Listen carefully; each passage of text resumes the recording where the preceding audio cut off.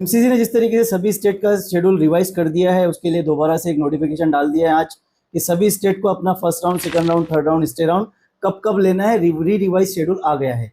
उस री revise schedule के तहत सभी स्टेट्स ने, जैसे कि आपने देख लिया होगा, एमपी है, हमारे चैनल पे आपको बता ही दिया है, एमपी, बिहार, उत्तर प्रदेश, महाराष्ट्र, इन सभी स्टेट्स के जो शेड्यूल थे वो सभी एक्सटेंड हो गए हैं, सभी चेंज हो गए हैं।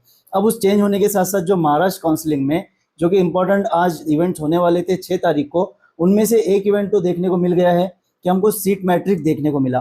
दूसरा इंपॉर्टेंट इवेंट था कि आज आपको फीस स्ट्रक्चर भी एक देखने को मिला। तो ये जो सीट मैट्रिक्स आया है, इसमें क्या क्या चेंजेस बच्चों देखने को मिला, सबसे पहले देख लेते हैं कि इस साल के सीट मैट्रिक्स में कोई भी एक्स्ट्रा कॉलेज एमबीबीएस के लिए ऐड नहीं हुआ है।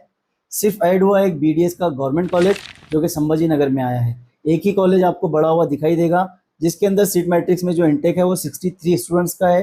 63 स्टूडेंट इस कॉलेज में एक्स्ट्रा ऐड हुए हैं, मतलब बीडीएस के लिए जो जितना इंटेक है उसमें 63 स्टूडेंट का बढ़ोतरी हो गई है, वो बढ़ गए हैं। तो जो महाराष्ट्र का सीट मैट्रिक्स आया है, इसमें देख लेते हैं गवर्नमेंट मेडिकल कॉलेजेस में कितने सीट्स आपको 85% कोटा से भरी जाएंगी, कुल कितने सीट्स होंगी, और ऑल इंडिया कोटा के थ्रू से कितने सीट्स भरी जाएंगी। तो सबसे पहले हम बात कर लेते हैं जो 41 कॉलेज महाराष्ट्र में गवर्नमेंट एमबीबीएस के हैं, उन कॉलेजेस में कुल मिलाकर जो सीट्स है बच्चों वो है 5849।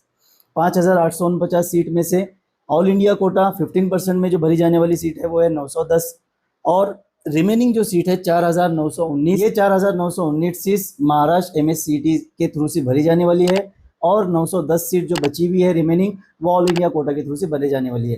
तो गवर्नमेंट कॉलेजेस के अंदर कुल मिलाकर 5849 सीट हमारे महाराष्ट्र में देखने को मिलने वाली है। वहीं हम एमबीबीएस के सेमी गवर्नमेंट और प्राइवेट कॉलेज की अगर बात कर लें तो महाराष्ट्र के अंदर कुल मिलाकर 23 कॉलेजेस हैं, जिनमें से 22 कॉलेज सेमी गवर्नमेंट माने जाते हैं और एक कॉलेज वेदांता पालघर प्राइवेट माना जाता है, जिसमें कैटेगरी का बेनिफिट नहीं मिलता। इन कुल 23 कॉलेजेस के अंदर कुल मिलाकर बच्चों जो सीट्स आई है वो है 3219 सीट।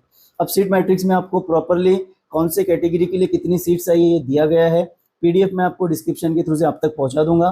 पीडीएफ में हर कैटेगरी के लिए कितने सीट्स कौन से कॉलेज में अवेलेबल है, D1, D2, D3, वीजे, एससी, एसटी, ओबीसी, इन सभी कैटेगरीज के लिए हर कैटेगरी वाइज हर कॉलेज में कितने सीट्स है वो इस पीडीएफ में दिया गया। प्रॉपरली इसको देख लीजिए। हमने हर जगह ग्रुप पर भी ये लिस्ट शेयर कर दी है। आपको अगर चाहिए तो आप कमेंट में पूछ सकते हो, हम आपको ये पीडीएफ शेयर कर देंगे। वही बात करें बीडीएस की, तो गवर्नमेंट बीडीएस कॉलेजेस आपको पता है 5 कॉलेज हो गए इस बार से, 4 कॉलेज थे, एक college government BDS college Sambhaji Nagar जो बढ़ गया है। इस तरीके से इन 5 कॉलेज में जो सीट्स की कैपेसिटी है वो 376 है। इन 376 सीट्स में से 15% ऑल इंडिया कोटा से जो भरी जाने वाली सीट है वो है 55, और रिमेनिंग सीट जो भरी जाएंगी 318 वो भरी जाएंगी बच्चों महाराष्ट्र एमएससीटी सेल के थ्रू से। तो कुल मिलाकर गवर्नमेंट बीडीएस की जो सीट्स है महाराष्ट्र में वो है 376। वहीं प्राइवेट बीडीएस की बात करें तो कुल मिलाकर महाराष्ट्र में आपको पता है 25 कॉलेजेस है बीडीएस के। इन 25 कॉलेजेस में बीडीएस में कुल मिलाकर जो सीट्स आई है इस बार वो कुल मिलाकर सीट है बच्चों 2400।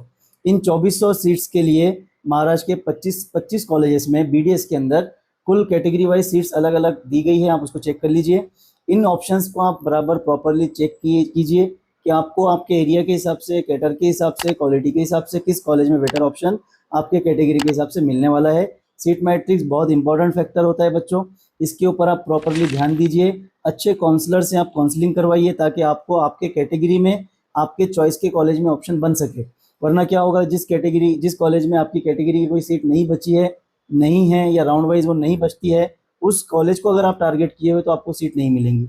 इसलिए ज़रूरी ये है कि आप आपके पसंद के कॉलेज में आपके कैटेगरी के हिसाब से किस राउंड में कितने सीट्स बचने वाली है, बची है, उसके हिसाब से वर्कआउट करें। ये सारी चीज़ें अच्छे काउंसलर्स को पता होती है, उन्हीं के साथ काउंसलिंग करवाए। किसी न किसी काउंसलर का आप गाइडेंस ज़रूर लें। इस तरीके की बहुत सारी चीज़ें आज के दिन महाराष्ट्र में, पूरे इंडिया में काउंसलिंग को लेकर घटी है। बहुत सारे स्टेट्स ने अपने सारे शेड्यूल को चेंज कर दिया है। जिस तरीके से एमसीसी ने कहा कि हम 9 तारीख से लेकर 18 तारीख तक ज्वाइनिंग करवाने वाले हैं, आपको 22 तारीख तक ज्वाइनिंग करवानी होगी हर स्टेट को।